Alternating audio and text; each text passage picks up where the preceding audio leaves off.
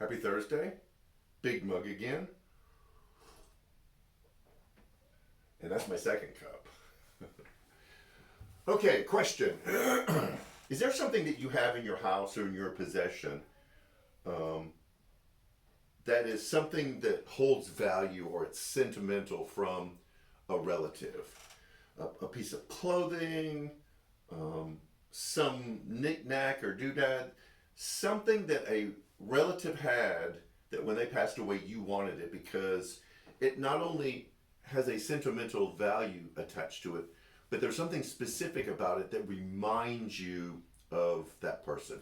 That, yeah, it may be just a coat or it may be just a vase, but there's something bigger going on because of the connection you make to the person who owned it. I don't tend to be sentimental, but I do hold on to some things that to me tell a greater story, and I'm going to show you one of them. This is a porch light that obviously has been mangled. And the story about this, when I was a youth minister, this was 20, 25 years ago, we were doing a retreat with the youth, and I asked the youth to go on a hunt and find something that reminded them of God and bring it back. And then we would share how we can find God everywhere.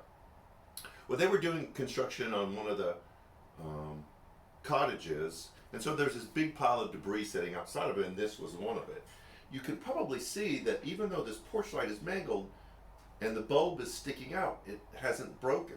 This is the way Cody found it. And this is what he said, that even though life can mangle you on the outside, God will take care of you on the inside. And I have held on to this ever since, and Cody and I have talked about it in the meantime.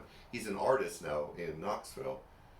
But this holds value not because of any sentimental reason, because it points to a bigger truth that I can find comfort in. And all of us have lived life that has done this to us. And those of us who were on the other side or are beginning to see the other side understand this truth. We could almost call this an icon.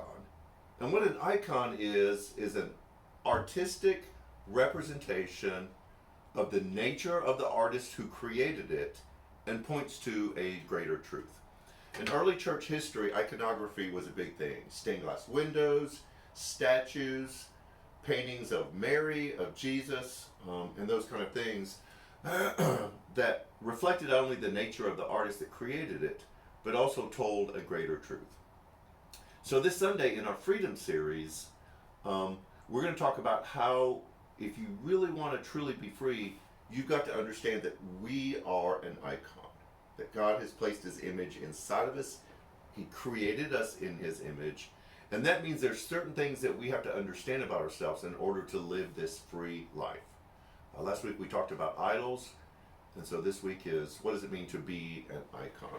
And it's going to be an important conversation in that movement and understanding of what it means to be free. Lots of stuff going on. The women of Worth are meeting right now, and then the second group will meet tonight. We've got after party.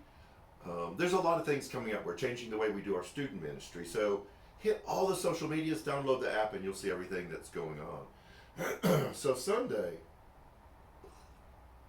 allergies. Come understand what it means to be an icon, even if you look like that, and how it can lead to a life of being free.